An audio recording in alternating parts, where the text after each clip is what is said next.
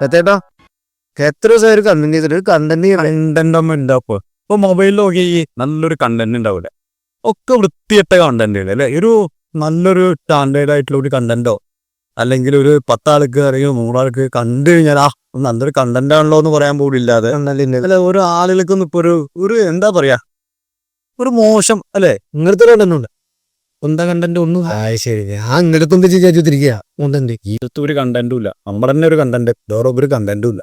ആരാ വരുമൊക്കെ മൂപ്പര് വന്ന പിന്നെ എല്ലാം കണ്ടന്റ് സാഹിത്യകാരനാണ്. അയാൾ നാട്ടിൽ നല്ല നിലയും വലിയുള്ള ഒരാളാ അല്ലേ. നാലാളെ അറിയും. നമ്മളെ പോലെ ഒന്നും അല്ലല്ലോ, അത് നല്ലൊരു സാഹിത്യകാരനാണ്. അയാളത്ത് വല്ല കണ്ടന്റ് ഉണ്ടാവും.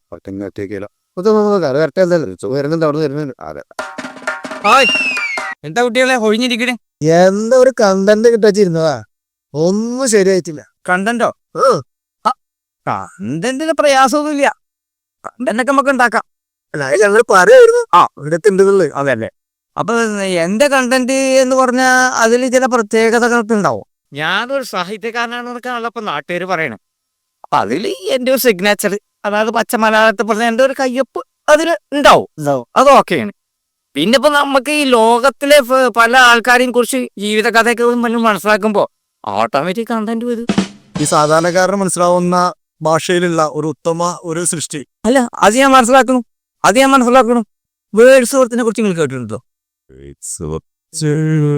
ആരാ നിനക്കറിയോ? വേർഡ്സ് വർത്താരം എനിക്കറിയില്ല. ഇയാളിപ്പോ എന്തിനാ വിളിച്ചു വരുത്തി? ഇയാള് പുതിയ ആയിരിക്കും. വേർഡ്സ് വർത്തിനെ കുറിച്ച് അറിയാത്ത നിങ്ങളാണോ റീൽ എടുക്കാൻ നിൽക്കുന്നത്? ആരെ വേർഡ്സ് വർത്ത് എന്ന് അറിയോ? The William Wordsworth was the greatest poet in the all time the world. He's father of the romantic movement and he's a nature lover. മലയാളത്തിൽ പറയാനൊക്കെ മനസ്സിലായോ? ട്രാൻസ്ലേറ്റ് ചെയ്യാൻ അറിയോ? ഇല്ല. മലയാളത്തിൽ പറയാനൊക്കെ ലോകപ്രശസ്തനായ കവിയാണ്, എക്കാലത്തെയും കവിയാണ് വേർഡ്സ്വർത്ത്. അദ്ദേഹമാണ് കാൽപ്പനികയുടെ പിതാവ്. അദ്ദേഹം ഒരു പ്രകൃതി സ്നേഹിയും കൂടിയായിരുന്നു. മനസ്സിലായോ? ഈ ജാതിയാണ് എന്റെ സിഗ്നേച്ചർ. അപ്പൊ നമുക്ക് തുടങ്ങാം. തുടങ്ങല്ലേ? തുടങ്ങേ.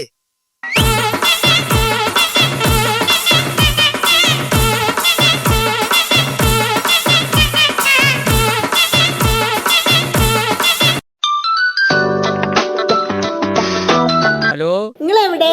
ഞാൻ ഓങ്ങല്ലൂരിലുണ്ട്. എവിടെ? ഞാനൊരു കണ്ടന്റ് വേണം നമ്മുടെ കുട്ടികളൊക്കെ. ഞാൻ അറിയപ്പെടുന്ന ഒരു സാഹിത്യകാരൻ ഞാനല്ലേ. ഒരു സാഹിത്യകാരന്റെ കണ്ടന്റ് തന്നെ അവർ വേണമെന്ന് പറഞ്ഞാൽ നമുക്കത് തള്ളി കളയാൻ പറ്റുമോ? നിങ്ങളുടെ റീൽസും തേങ്ങയുടെ മൂടും. ഓട്ടം കഴിഞ്ഞാൽ മര്യാദയ്ക്ക് വീട്ടിലേക്ക് വന്നൂടെ? ഇവിടെ അരി കഴിഞ്ഞ കാര്യം അറിയില്ലേ?